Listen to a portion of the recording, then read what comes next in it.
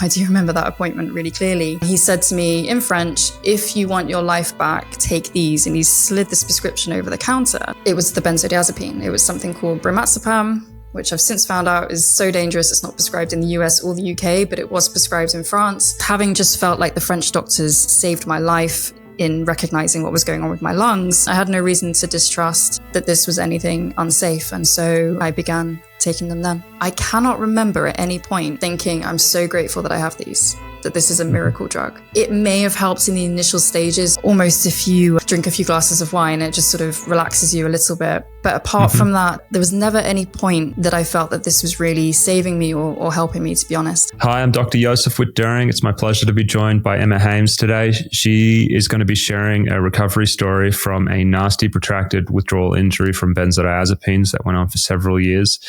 She's now taking what she's learnt going through this and is making a film about it. And so Emma's here to share her story and talk about her film and her advocacy in this space. Emma, delighted to have you on. Thanks for being here.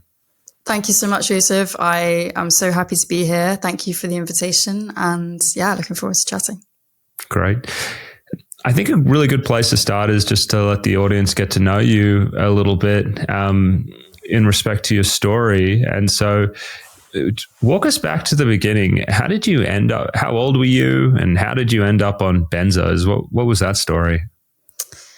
Yeah, I'll try and keep it concise because it is a bit of a story, but essentially I was 23, 24. It started a little bit before when I was doing my teacher training. This was the lead up to being put on the benzo. So I contracted a virus whilst teacher training and kind of knew straight away that it was not your typical virus. Looking back, I actually believe it was a kind of coronavirus, which is weird. And it impacted my lungs. I couldn't breathe properly. I was obviously going to the doctors and they were saying it's just the stress of teaching. There's nothing physically wrong with you. And so I just didn't know where to go at that point. I actually ended up in A&E twice saying I couldn't breathe properly. Paramedics were saying I looked really grey and blue in the face, and I was just sent home none the wiser with no answer, no solution. So somehow I kind of got through my postgraduate in teacher training and then had an opportunity to move to the south of France. So I thought, well, if it's just stress, which deep down I knew it wasn't, but if it is, then the south of France will be the perfect kind of antidote to that and solution. So went there, and of course it wasn't the solution. I was still struggling to breathe properly. I got a job when I first went there, and every single day I felt like I couldn't breathe properly. So after a few months, a French GP said to me, "We're just going to have to wait and see if something happens," which was not good enough. And I said, "You need to send me to a specialist." So she did, and I was sent to a pneumologist who said, "Your lung capacity is at 60%. And you have developed a kind of asthma off the back of this virus." He also said that because of the lack of oxygen circulating in my body for a year, that I developed severe anxiety. So I started having panic attacks, and there was a panic attack that I had when I was on holiday with my parents in the north of France. And I felt like I couldn't breathe. So my dad drove me to a doctor that I'd never seen before. And it's weird what you remember in life, because I do remember that appointment really clearly. And he said to me in French, "If you want your life back, take these." And he slid this prescription over the counter.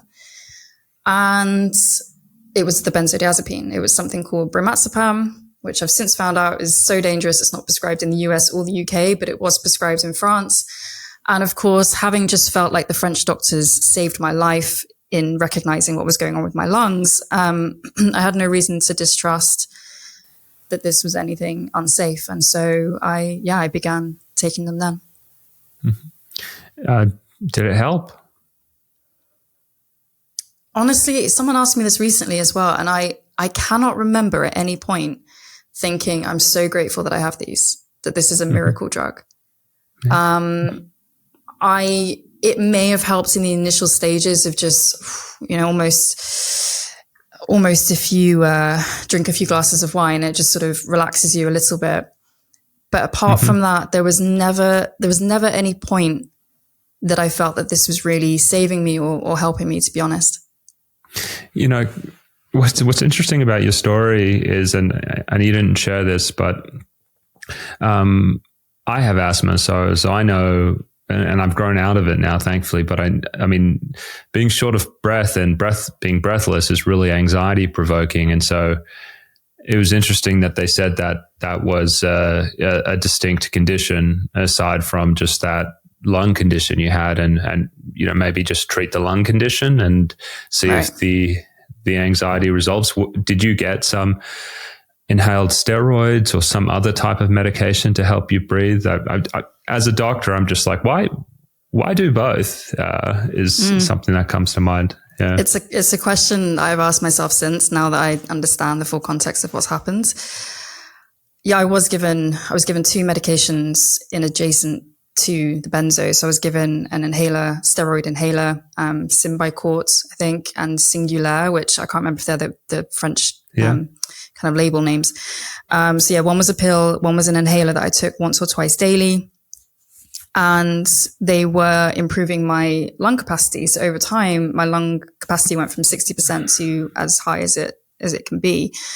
I have also since found out that those drugs have side effects and can be really quite intense in the way that they impact the body. So I have no idea what the cocktail of all 3 of those at the same time, which was 4 years. I was on all 3 of those for quite a while. Yeah. Okay. So you sort of casually get started on this med. Walk us forward. How do things unfold for you over the next several years? Again, it's interesting because I look back now and I think, wow, how influenced by the benzo was I? Because it was not a blur. I do have memories. I do remember my time in France, but it just felt like I was half asleep the whole time. And it was since being on the benzo. So I could kind of go about my daily life. I was working as a teacher, so I sometimes had a few jobs at a time. So I was doing those jobs, and then I set up a couple of bands. We were doing music in the evening, and generally sort of able to function. But then these new symptoms started coming into the picture. One of those was kind of hyperglycemic symptom. I say inverted commas because my blood glucose levels seemingly are fine, but I have this symptom where I feel like if I don't eat within a 5-minute window, that I feel like I'm going to have a seizure or faint or something horrible is going to happen. That started very acutely when I went on the benzo. I started having heart palpitations, and I just felt quite drowsy the entire time. And it's something the intuition, as I'm sure you've heard with so many people you've worked with, that sort of intuitive sense of something isn't quite right with the way that I'm feeling in general. So I think it was affecting my personality, my relationship at the time, my ability to do my jobs in the way that I otherwise would have done. And I think I was just kind of high functioning, but drowning in this situation. And I've said it before, this sort of frog in boiling water analogy where the dial on the water is just slowly being turned up, but because you're in it and it's a kind of incremental thing day by day, and you're taking this thing that impacts your brain, you're not really aware of what's going on when you're actually in the situation. So it was quite a disorientating time, knowing something wasn't right, still being able to somewhat function, but just feeling like I was losing the grip on my life bit by bit and not really understanding why. So that went on for 4 years. And there was one occasion in particular where I took an antihistamine. I was told it was safe to take, and my heart rate went to insane speeds. And I thought that was the end of my life. I was thinking about what to say to my family and friends. I scratched the back of my neck out of fear so much that I had a huge wound about this size where I'd been scratching my neck out of fears. That was my first kind of tachycardic episode. I went to A&E in France. They gave me more benzos and they sent me home, and I never understood really what had happened.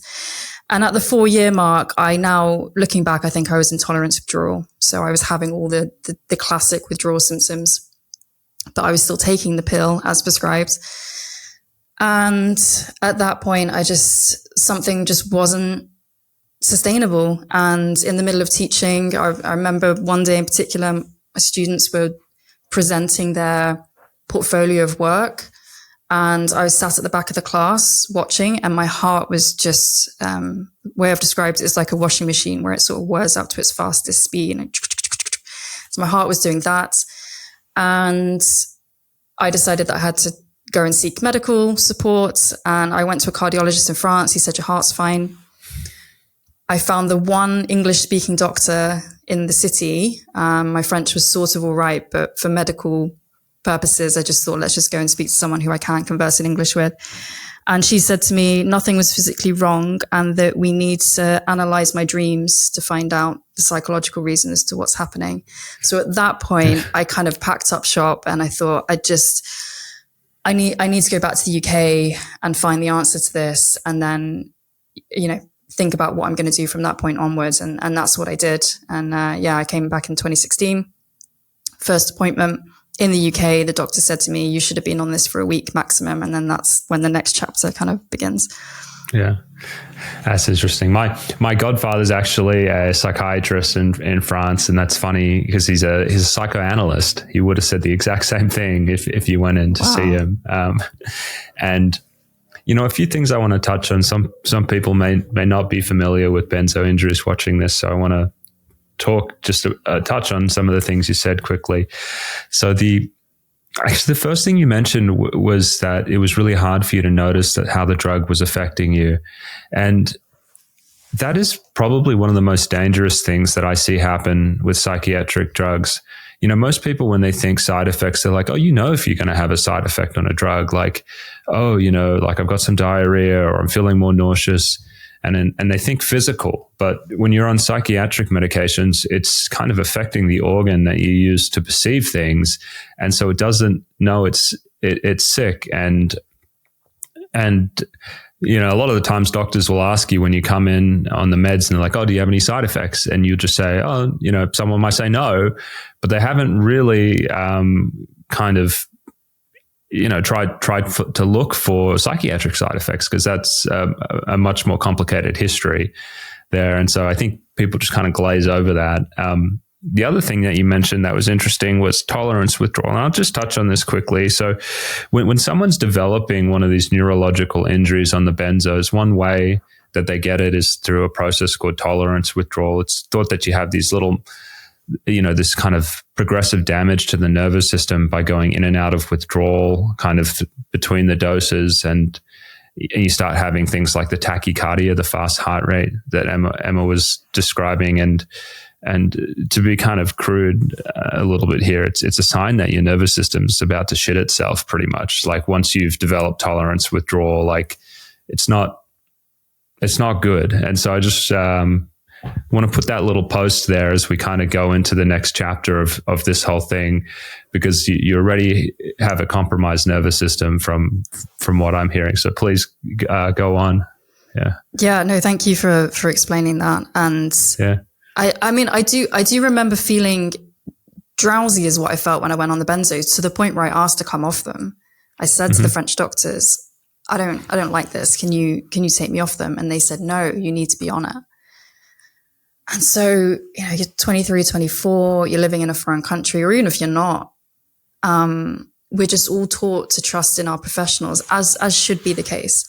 So I did trust in that. And I remember, it's just so interesting almost 10 years on, hearing your validation and how I just wish, you and I had met in that context at that time, because I remember going to a French GP when I was intolerant.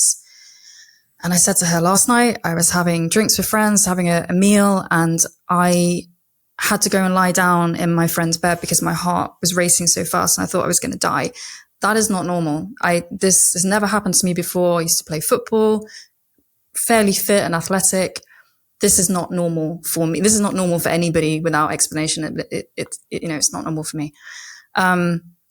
And I remember just feeling the gravitas of everything that you've just said, just having that awareness, but not being able to put words to those feelings and that intuition. And her response was, you need to go swimming. That will help. So it was just this constant trying to find solutions between different doctors, specialists, and just coming up with kind of not the answers essentially. So that's what led me to go back to the UK. And when I found out that I should have been on it for a week, she did offer me a sister drug to come off, which was diazepam, Valium. And it was a 10-minute appointment. And I just had this kind of mind-blowing news that this drug that I had asked to come off early stages had been essentially, I'd been forced to take it for another 4 years, that I should have been on it for a week maximum. I was right to not be on it long term. And now this other doctor's telling me, but we have another one. Try this one instead. And a combination of utter fear, shock, anger, coupled with the fact that, as you rightfully say, these psychiatric medications, you're not aware of how it's affecting you. Looking back, I do think that it also was suppressing my ability to make decisions clearly. So, and you indulge in riskier behavior. I've got a scar down my arm from where I went rock climbing in the middle of the sea at like 2 a.m. that was after having drinks with friends. But still, you just sort of think, would I have done that in normal circumstances? I don't know. But the point is that in that appointment, I just didn't know what was safe. I didn't know what was right. And I made the decision that I just wanted to be free from this and rebuild my life. So I wrongfully assumed that if I came off the bromazepam, which wasn't prescribed in the UK anyway, so I couldn't taper off that one specifically, that it might be hell for a few weeks or a few months. And I cite the film Requiem for a Dream, Jared Leto film that I watched when I was a teenager because it put me off drugs for life. I'm going to have a healthy life. I'm not getting involved with any of that. And I thought it might be like that for a few weeks or a few months, and then I'd be safe. And of course I wasn't. I cold turkeyed the benzo after 4 years. I was on the highest dose. I can't remember exactly how long for, but quite a long time. And all hell broke loose with my CNS. Yeah. Interesting. You mentioned Requiem for a Dream as well. I have kind of vivid memories of seeing that growing up and just being like, this has got to be the most awful story that I've ever seen, associated with, it's just, it's horrific, but you were entering your own chapter of that. You're about to enter your own horror show. So it's interesting that you're like, Requiem for a Dream. I don't want that life. I'm just going to get off. And then the kind of door opens into protracted withdrawal. So yeah, walk us through that door. What happened? What happened instead of the 2 weeks and then, I'll be okay. Right. I think for the first couple of months, I was essentially bedbound. And I said to my team the other day, actually, that I found a video that was the only video I could watch, and I couldn't watch it. I had to listen to it. There was one YouTube video that I could plug in and listen to, and I would lie there with like a face mask, like night eye mask on, because I couldn't cope with light. And I would lie there for weeks, if not months, just listening to this Gregorian chant music, a sort of healing spiritual music. It's the only thing I could do. And I remember trying to explain it to my family. I remember trying to go to the doctors. Well, I couldn't go to the doctors. I remember calling the doctors and calling 111, which is our sort of non-emergency helpline in the UK. And it got to the point where they did send a doctor over. They did all the standard obs. You're fine. You're healthy. Nothing's wrong. I was just like, am I losing my mind? Because this is excruciatingly painful and I feel like my life is in danger. And yet the doctor's coming over and telling me that I'm fine. I can barely move. And I knew myself, with the original lung injury, I didn't know that I had 60% lung capacity when I moved to France, but I pushed myself to move to France because it's what I wanted to do. And I got a job, and for 3 months, I still had 60% lung capacity, and I would teach every single day. So I just thought, if I'm at the point now where I can barely move and I can't even deal with lights or many sounds, I can't talk to my family, something is wrong. And why is it not being picked up? And it got to the point where the 111, I have the transcripts of this. The 111 callers actually laughed at me and told me to stop calling because they just said, there's nothing wrong with you. Stop calling us. So I was just left to deal with it. I then unfortunately had the pressure, from somebody in my family and told me I had to get a job. And I was saying, I'm not well, and you have to get a job. So I did. I applied for a job in London, a full-time teaching job, which is a very intense job in a city school. And I don't know how I did this. I somehow forced myself to go to London, which is, it was a boat ride and a train ride to get to London from where I was currently at.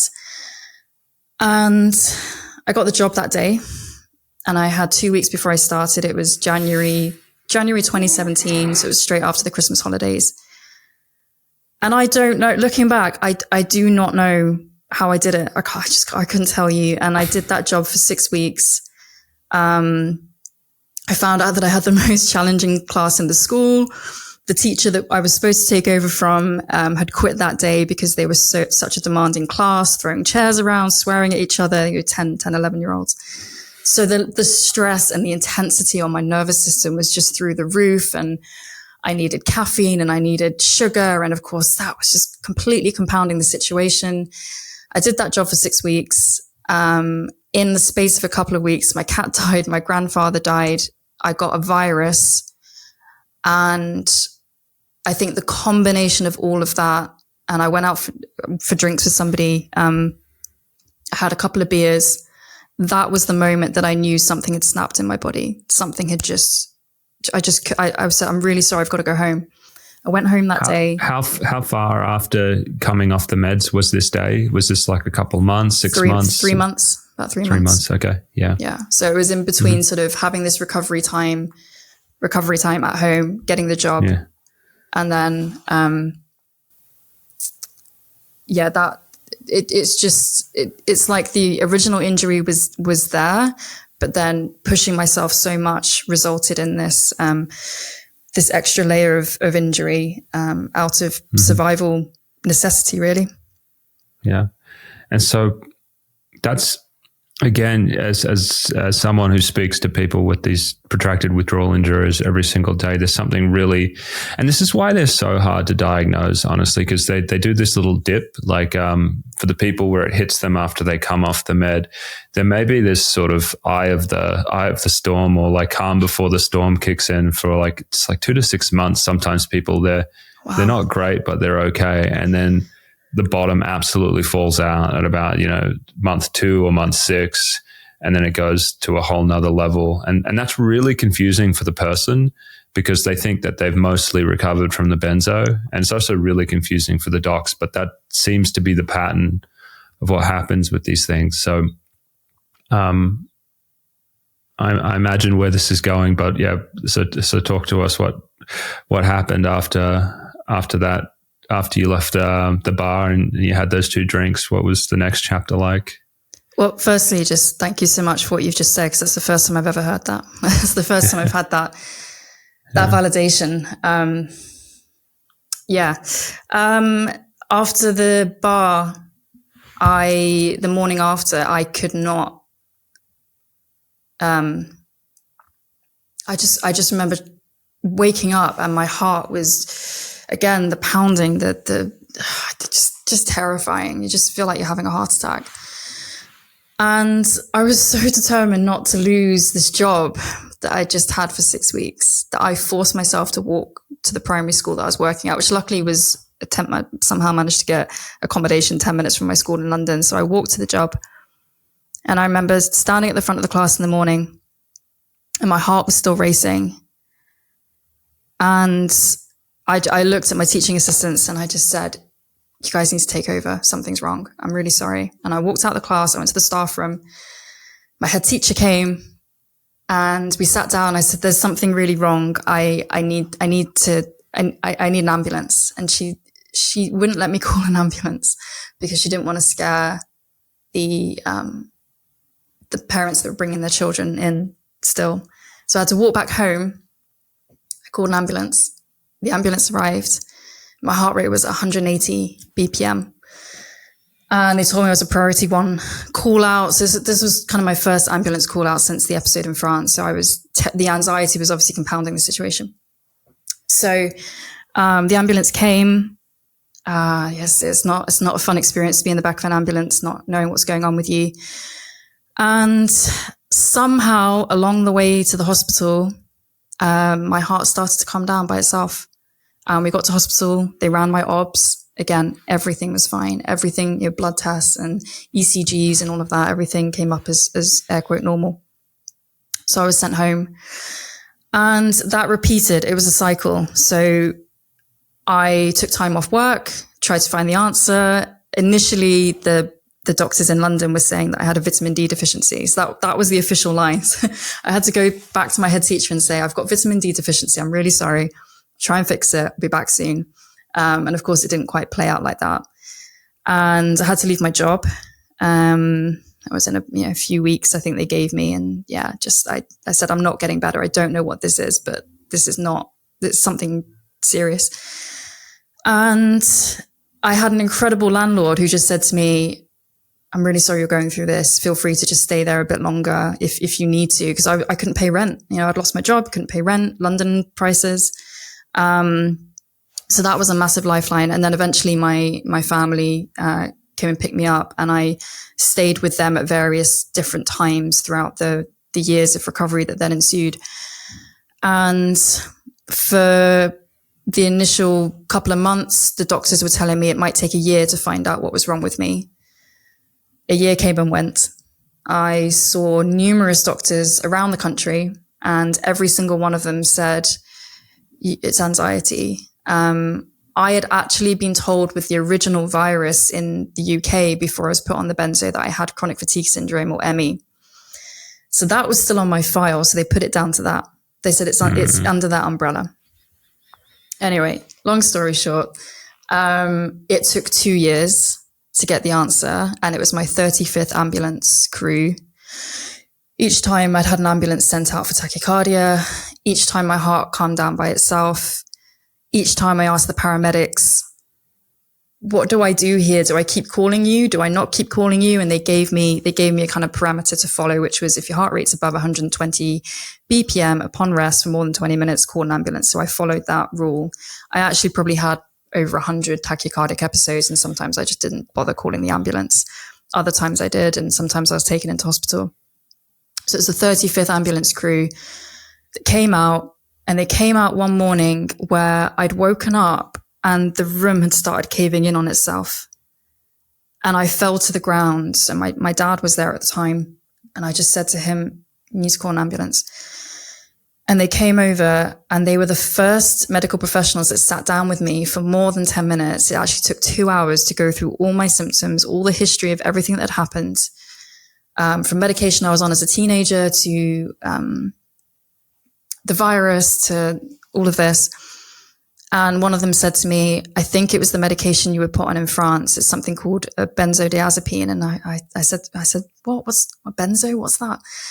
And that was the beginning of starting to gain awareness around what had happened. I actually didn't believe her at times because I'd been tested for everything: AIDS, cancers, neurological. I mean, literally everything under the sun I'd been tested for. So for me, this was just, it's another suggestion. But obviously it was the right one this time. And yeah, that kicked off the next chapter of understanding. Yeah, a few things I wanted to touch on there is, one, how easily it was sort of dismissed as anxiety or other things. When you have the protracted withdrawal injury, the most common symptom, the most consistent one is persistent panic and fear. That's how a lot of people feel right afterwards. And then they just get like a selection of other forms of neurological damage, just depending on how the injuries played out. Some people develop dysautonomia, which is what you had, where you randomly, your heart rate just starts beating like crazy, even at rest, even when you're not anxious, just out of the blue. Some people develop really bad nerve pain in their hands and feet. Some people have benzo belly, or it's essentially like IBS, bloating, constipation, diarrhea type stuff. And so you get this scattering of other neurological things. So that's, so it sounds like, yeah, you've got this dysautonomia. And then the other thing that I think happens to people, and I'm imagining this was happening to you, although I don't have proof, it's just an assumption, is when you have a medical record that has a couple things on it, there is a chance that you can kind of, like, the doctors and professionals will have this knee-jerk reaction and they'll kind of categorize you. So if you have chronic fatigue, if you have anxiety, if you've been taking benzos, like all of these things, it's a psych patient, it's just someone who's a hypochondriac, and they just kind of like write it off. I need to kind of get on with my day. And I think a lot of that, chronic fatigue, dysautonomia, any of these kind of these things that people collect when they have these unexplained illnesses that is like, it's just like an anxiety patient. And so, I mean, it's awful, but I imagine that is an experience a lot of people have had going through this. Yeah, if it's okay, I'd like to just briefly speak to that, actually, because I think you're spot on. I've thought the same thing as well, and I've felt it in the medical appointments. I tried every approach under the sun to connect with the doctors to the point where they would take me seriously. I would send them emails detailing everything, sending research that I had done. Like, please, could you take a look at this before we meet? Because I can't fit all of this into a 10-minute appointment. I tried the damsel in distress, I don't know anything, please help me approach. I tried the assertive, you need to help me. If you don't help me, I'll make noise about it approach. And none of it works. I was just doing whatever I could to try and get somebody to listen to me. And I remember saying to somebody, look, I don't think I can survive this another year. Mm-hmm. I remember one doctor in particular, I said to him, please help me. I don't know what's going on, but I know something is going on. And again, over the counter, here's a leaflet for counseling. And I was saying to him, you don't understand. I probably do need counseling. I probably, at that time, did need therapy. But the root cause of whatever is going on is the thing that needs to be addressed. And I was very aware that I was being perceived as a certain type of person or a certain type of patient, and that really wasn't helping the situation. I also went, after 7 years of being told that I had CFS ME, I was actually sent to a specialist when they were trying to work this out. And he said to me, yeah, you don't have CFS ME. But what he did do is he recognized that I had something wrong with the autoimmune system, the nervous system, sorry. And he gave me an antidepressant to try and calm the CNS down. And I took one pill and that caused akathisia. And I then had akathisia every single day for years afterwards because of that one additional pill, as I was not known to me at the time or to the doctors, as I was going through benzo injury. Yeah, so that compounded it as well. Oh, God.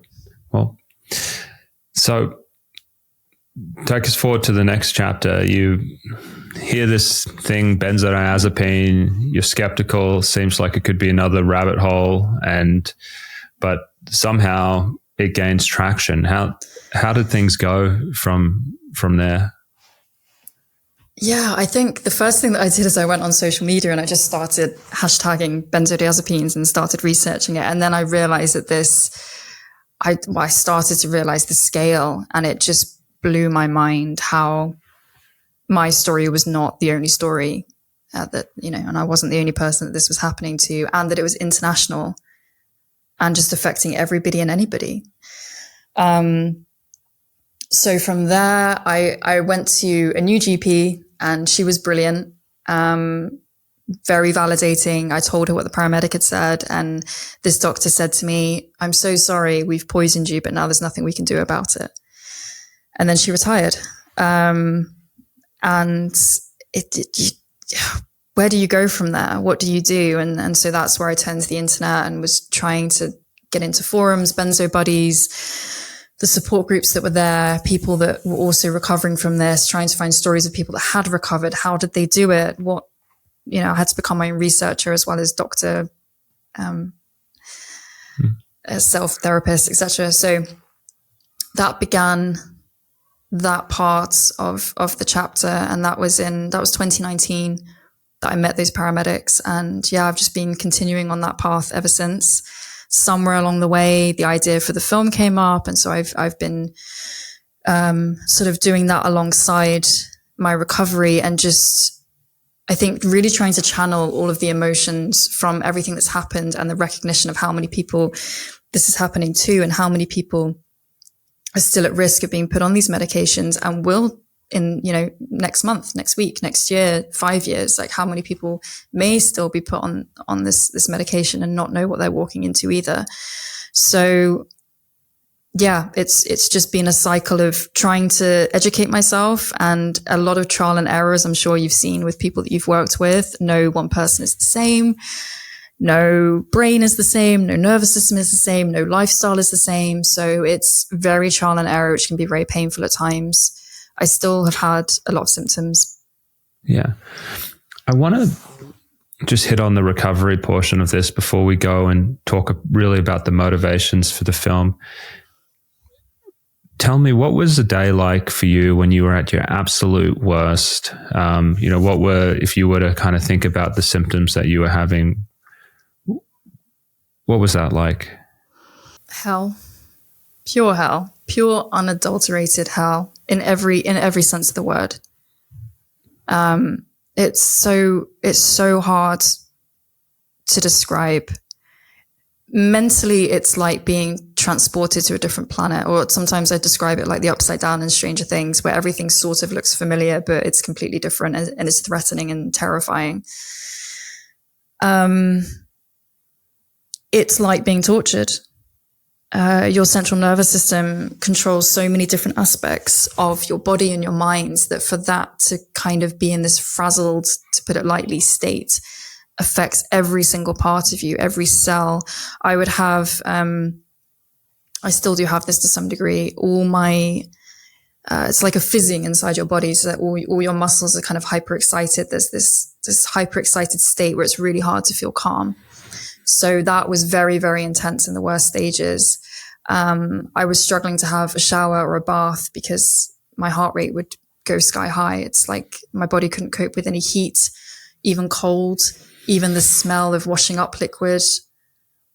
Just eating, you have a certain food and you'd have a reaction. It would feel like there's a poison running through your body. But if you didn't eat, you'd feel like you'd have a seizure. So logistically, it was incredibly difficult, physically very difficult. There were times when I was crawling on the floor.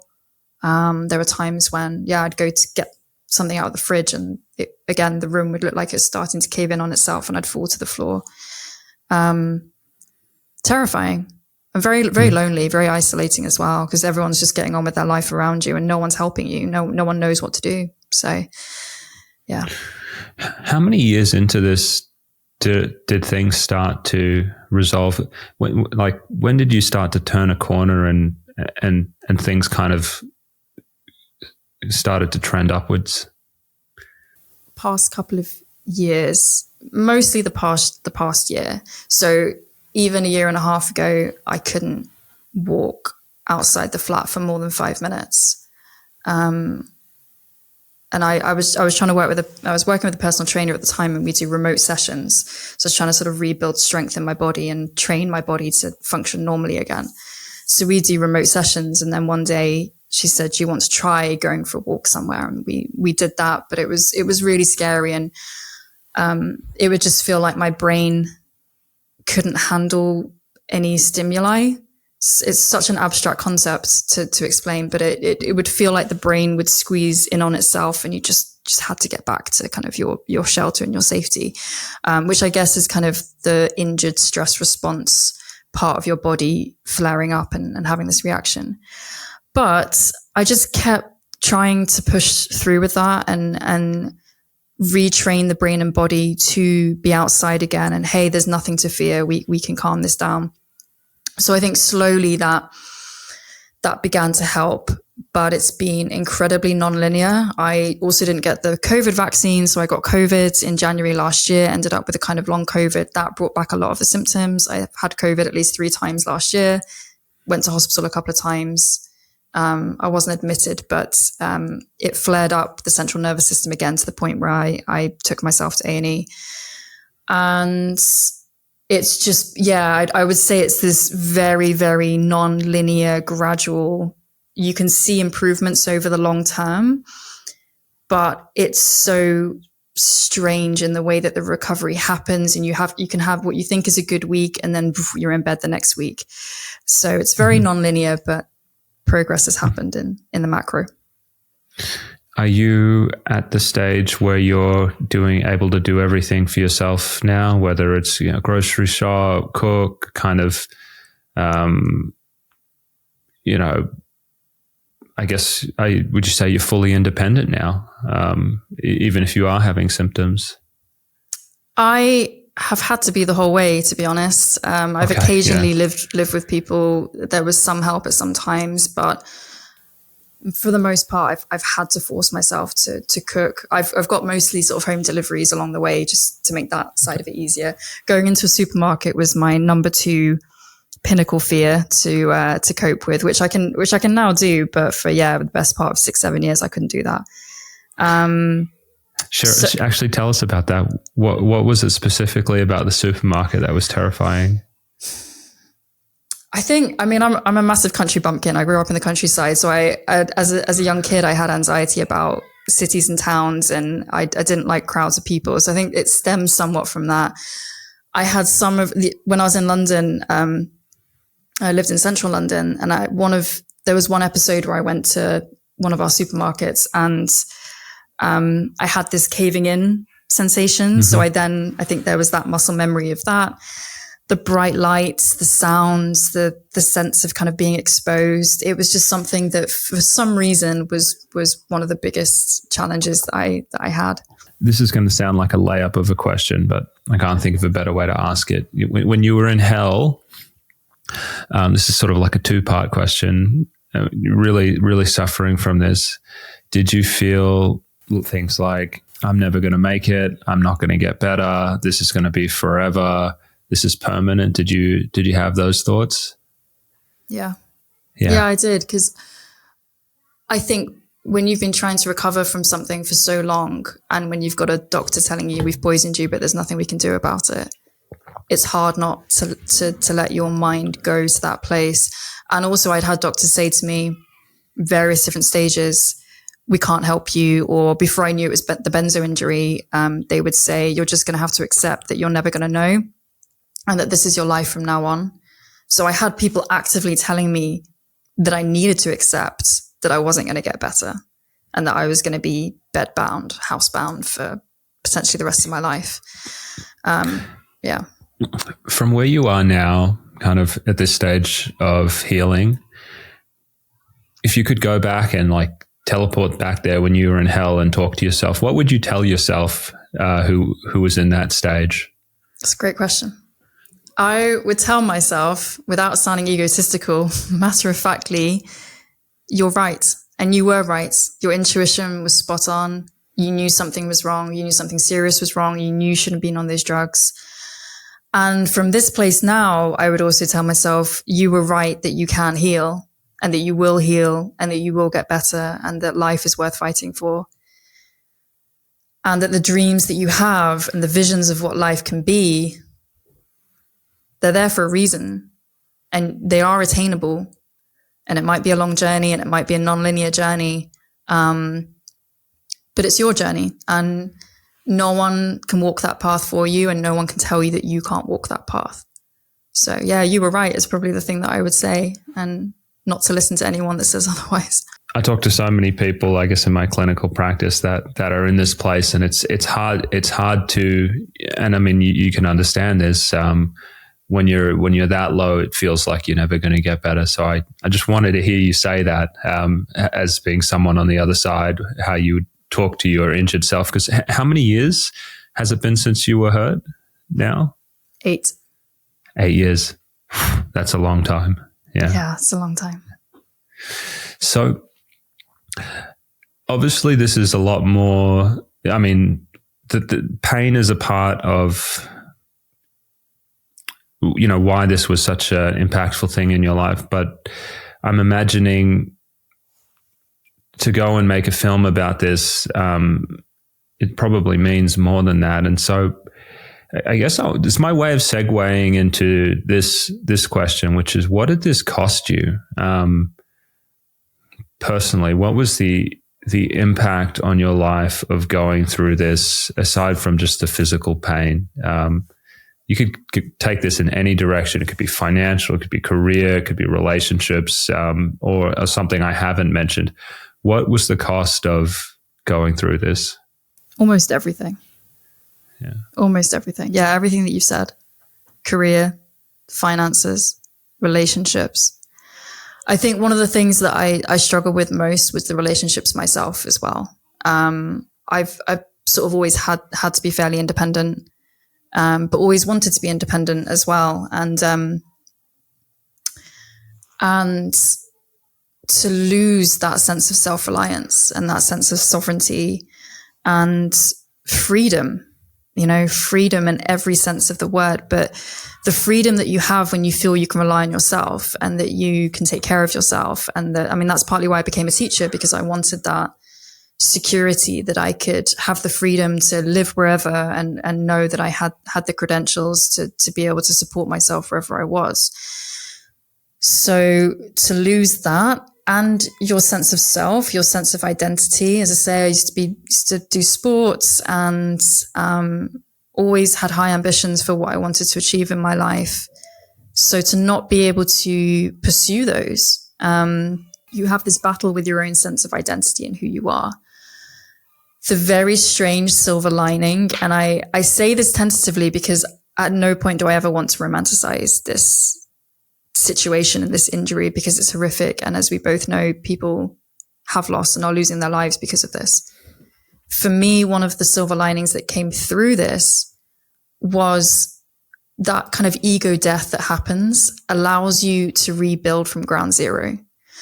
And it allows you to see the world and society and yourself in a way that I'm not sure I would have fully seen had I not completely gone through this dismantling of life and myself and what I perceive to be my identity in the world. And you could join that with the fact that to survive something like this, you get to a point where you go, I've kind of got nothing left to lose. I might as well go for my dreams. I might as well really think about what I want the rest of my life to be, what matters to me, what my values are, what I don't want to have any regrets in. And then with that comes this sense of, well, if I've survived this thing, maybe I have every chance of being able to direct myself in a way that allows me to move forward and channel that experience into something positive with every area of my life going forward, if that makes sense. It does. And, I've had other people come on the show and talk about it. Because one of the things that you do when you survive protracted withdrawal from, what I hear from people who get through it is there's a lot of Eastern philosophy. There's a lot of acceptance of pain, suffering, anxiety. There's a lot of, you essentially have to cheerlead yourself across the finish line internally by just having patience and, talking yourself down, that when you come out of it, you still have that whole skill set there. A lot of people do feel very grounded when they make it out the other end, because they've had to kind of practice very intensive anxiety reducing and kind of grounding, kind of mental self-talk. And one of the guys I'm thinking about is Chris Page, who sometimes just seems like he's so just filled with joy now, despite nearly dying for a really long time when he was going through this. Yeah, there's a weird kind of, I guess, like the laws of physics, the equal and opposite reaction. And I think that's something that kept the hope for me alive, is thinking, if I can go to this depth of hell and endure it, then what highs could I potentially experience the other side of this, and what levels of gratitude and perspective for the smallest things to the biggest things could I maybe experience. as I say. So there is a very weird, it's hard to put into words. I'd like to find the right words one day to how to describe it. But it's really interesting that other people as well can experience that too. Yeah. So Emma, I'd like to segue now and start asking you about your film, if that's okay. Of course, yeah. Yeah. So there's been a few other films on drug injuries. I'm thinking of Medicating Normal. I'm thinking of As Prescribed. And now you're putting together your own. Talk to me about the message that you want to share with your film. So the message is kind of a two-part. It is following on from the work of those other two brilliant films that you mentioned, continuing to raise awareness. Like I've said, I mean, I've talked to Holly Hardman, the producer director of As Prescribed, a few times, and we've sort of described it as being in this battle together, and every kind of thing that's out there, whether it's a show like yours, whether it's a film, whether it's a book, it kind of drops in this river that I do think at one point will break the dam. And that awareness is life-saving. So for me, it's raising awareness for people that maybe have no idea of what's going on. Tied to that, it's also continuing with the validation for people that are going through it, for them to have that validation of what's happening to them.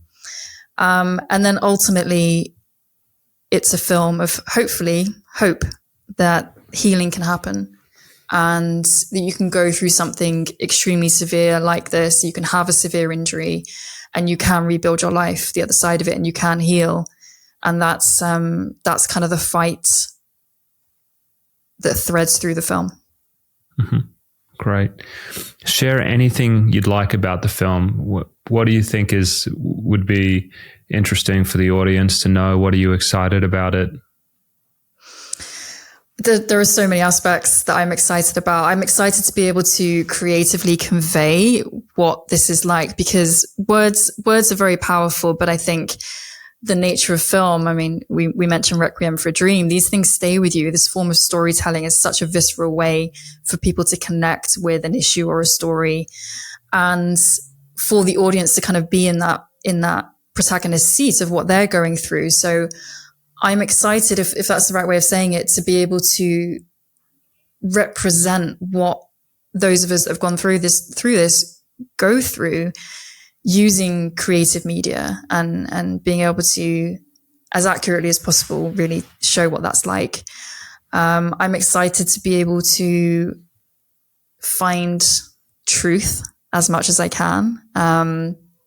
There's very much an investigative element with this film, and working with a great team where we'll be combining sort of our journalism skills with our creative skills to seek out the truth and answers that I think all of us are looking for every step of the way with this. I'm excited for the creative aspect. I was in bands in France before this all happened, and to some degree look back and think, how far could I have taken that with the music? And for me, one of the things that really helped me with surviving this whole situation was being able to turn to songwriting and music and painting. It's almost like that part of the brain wasn't as affected, and that intuitive creative side just kind of glowed up even more in some respects. So to be able to bring that to the film and really celebrate the power of creativity that I think all of us have access to, whether it's cooking, whether it's painting, whatever it is, I'm excited for that. And just both the personal level of being able to share the truth about this and the catharticism of that, and also for us to connect with other people and really, really drive out from my singular individual story to drive out to the much bigger picture, this international, widespread story that is going on and affecting so many people. I'm really excited to see how we can work with the community to bring that to life. That's awesome. So when do we get the sizzle trailer? Soon. I mean, we should. We recently got accredited for Cannes Film Festival, the Marché du Film at Cannes Film Festival. And we will be preparing a sizzle trailer as part of our pitch package. And that's coming up. Cannes is coming up in about 6-7 weeks. So we should have it before then. We'll be posting on our socials and getting all of that ready. That's great. And if people want to support you and what you're doing, if they want to find you, how can they do that? How can they support this project? Yeah, so we have our main website is toxic.org, and the name of the film is Toxic, spelled TOXSICK. So that's toxic.org. And our social channels are at Toxic Film. So we've recently started setting those up. I was very fortunate to be able to put a team together at the beginning of this year, and we've been working a lot on the story and applying for things like Cannes. And now we're starting to sort of set up our social media channels to be able to share the work that we're doing. So yeah, if anyone's interested, they can find us there. And we welcome that. We really want to work with the community, understand how we can use our platform and the work we're doing to represent people that are suffering from this, both people that have been harmed by benzos, but also the family, loved ones of those related to this issue as well. So yeah, please do get in touch. Yeah. And, if this is a project you're interested in supporting, I know you're taking donations on the website, toxic.com and .org, sorry.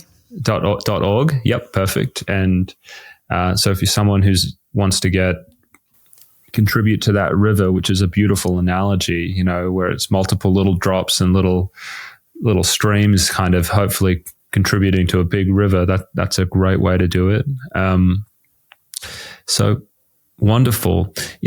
Emma, before we hit play on this, I know you said you had some questions for me, so I'm going to turn the tables now and make you the interviewer and just let you kind of go in whatever direction you'd like. Thank you. And if it's okay, I just wanted to quickly speak to the last bit that you said. Obviously, for those of us that have gone through this, finances are one of the things that's so commonly affected. So I do want to say as well that we want people to be able to feel they can get involved, even if they aren't in a position to contribute financially, whether that's through sharing, interacting with our social media, interacting with us, sending us an email. We will be looking for participants for the film as well. And then there may be people that want to get involved behind the scenes. I honestly think that this has the potential to be a really beautiful film in the sense that we can build a community around the film itself and the making of. So the financial donations are brilliant, and we will be offering perks for people that can donate. But there's more than one way to be involved with this as well. Cool. Yeah. So yeah, the questions for you. I think, firstly, thank you for doing the work that you're doing and for helping advocate for those of us that have been harmed. I guess the first question is what led you into this line of work specifically? Yeah, it's like a couple of things. I think, if I were to kind of touch on it in broad brushstrokes, I took Xanax for a period of time as well, not a long period, probably about 6 months. And that, for me, that story was, my daughter was just born. I'd started a new job. I was drinking a lot of coffee. I was using a lot of nicotine, like chewing tobacco, things like that. I was just burning the candles on both ends. And out of that, I just developed really, really bad insomnia. And so I started taking Xanax, and before I knew it, I had, and it worked fine. But then, you start taking it every now and then before you know it, you're taking it every day. And then eventually I started having these really messed up, like obsessive thoughts, like kind of like the most embarrassing, shameful memories from your past, kind of projecting into your mind repeatedly. And I was just like, this is really messed up. And so I had my own personal experience with the benzo. I came off it, and thankfully I didn't have any issues, and that kind of disappeared, but it made an impact on me. I mean, how much worse my anxiety was, and the obsessive thoughts after about 5 to 6 months of use. there was that. And then it just doesn't make sense. When I was going through my residency and I was learning about the medications and the way we were using them, just the whole idea between long-term medication use and just being kind of blind to the fact that our brains and these drugs are not static things. They interact with one another. People develop tolerance, and just that the evidence base for them was so limited, like clinical trials of a couple months, but we were putting on people on these things for decades.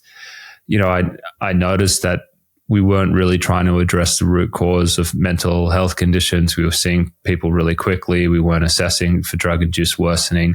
I mean, that whole part of it was apparent to me. And I don't know, maybe just personality. I think I feel more comfortable with going against the grain, or maybe I'm a little less, swayed by the groupthink or the peer pressure, because at points I was just like, is anyone else like not seeing this? Or maybe they were, but they just didn't want to say anything. So for a while there was that sense. I'm just like, there's something really wrong with how we're like treating mental health, not just with the benzos, just with all of the mental health conditions with the drugs. So I'd say it's those two things really got me interested in this. That's amazing. And it takes a lot of guts to be able to speak out, especially when you have that professional standing. Obviously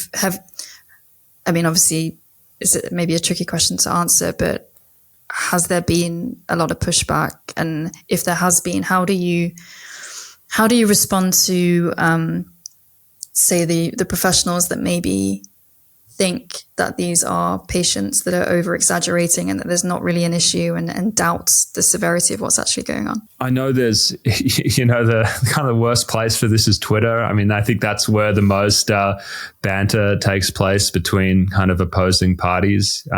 I don't know. I mean, I've been an expert in lawsuits. I've gotten settlements for people. Well, for one person with a benzo injury, and I'm involved in another one with a person with a benzo injury. I mean, wow. We're taking people on in court, with lawyers right now. So, I guess the Twitter mob and people can say what they want, but at the end of the day, the evidence base supports protracted withdrawal injury as legitimate for the benzos, really clearly in the labeling. The vast majority of clinical guidelines say these drugs shouldn't be used for no longer than 4 to 12 weeks. And if you're going to use it longer than that, you better have a damn good reason, because if someone's getting hurt and you're not documenting it, then it's against the standard of care. And I mean, that's the argument that we're pushing when people are getting injured now. So it's worked. So I hope, and that change, that actually contributed to a group completely updating their benzo guidelines for all of their doctors after one of these settlements. They Wow. Big healthcare organizations sent out updated guidelines. So the tides are changing, I think, with respect to benzos. That's much easier. Where I think there's very little movement is just with the what appears to be the greater problem for me. The bigger one is just the overprescription epidemic. The fact that you can see a doctor in 25 minutes and get prescribed a med for something diagnosed off a checklist with very little investigation into why the person is actually unhappy. And that's appropriate care, because that is the main way psychiatric treatment is being carried out. That part of it is not really being addressed. Yeah, and it's scary, isn't it, to think that these powerful drugs can be given out based on such a short appointment and what is essentially a kind of guidebook of, does this person say yes to this question? Give them Xanax. And then these are the consequences that can happen, not just with benzos, but obviously there are risks with other medications as well. Who do you see as being, and maybe there isn't a specific group, but do you see particular groups of people or kind of demographics of people that are particularly vulnerable to being prescribed benzos? I think there's I actually think benzo use is going down now because it's been kind of anchored to the opiate epidemic. But let me think, who gets prescribed benzos these days? I think I see them for insomnia, probably the most. It's really changed a lot. Most of the people, like, a lot of anxiety and insomnia conditions for my older patients right now. And these were prescribed before the opiate epidemic, and they've been going on for a long time. That's how I think a lot of them were used back then.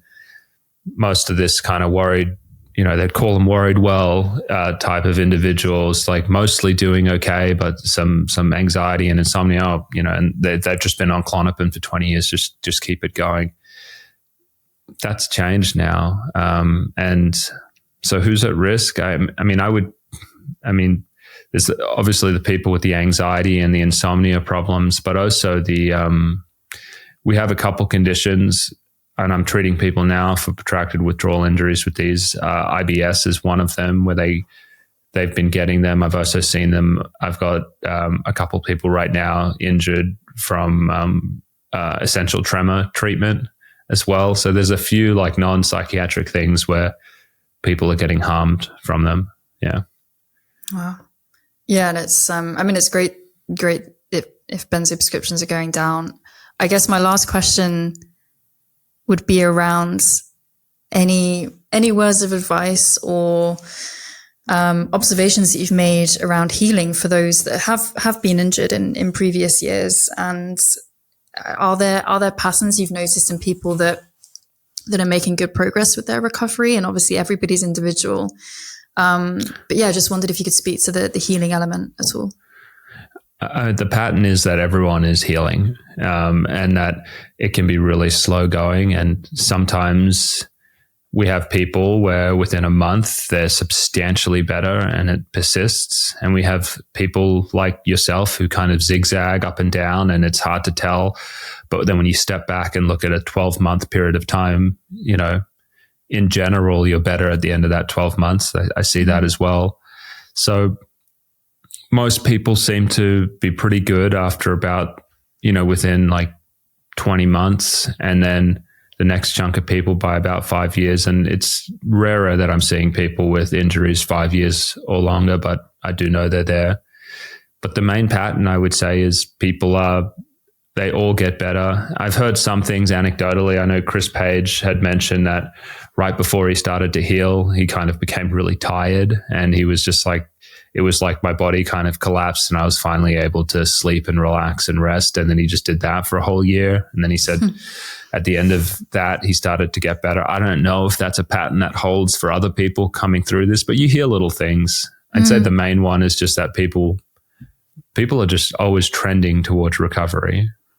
Yeah. And that's very reassuring on a personal level to hear as well. Even though I've made strides in my recovery, I'm still not, I think the way I'd sum it up is I still don't feel like I'm completely out the woods yet.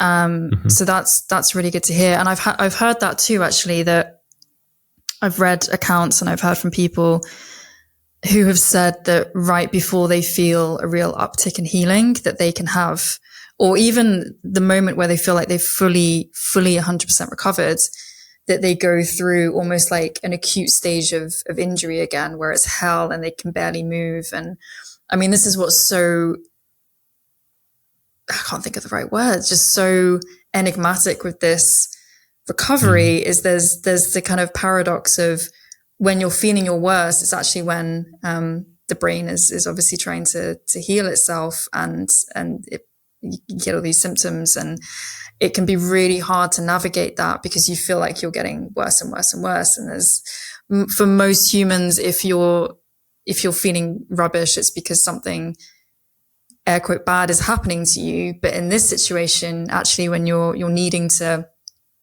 sleep and you're hurting and you're in pain and you've got really strong anxiety, that could actually be a sign of healing. So it's complicated, isn't it? Yeah, totally. I think, well, I guess if that's your last question, we'll wrap it up here. And I just want to say thank you. Thank you so much for coming on and speaking with me and my audience. And I look forward to getting that sizzle trail and putting it out on our social media when the time comes. Thank you so much, Josef. It's been a pleasure talking with you, and yeah, I hope to chat again soon. And thank you again for your advocacy work and for helping spread awareness on this issue. Thank you.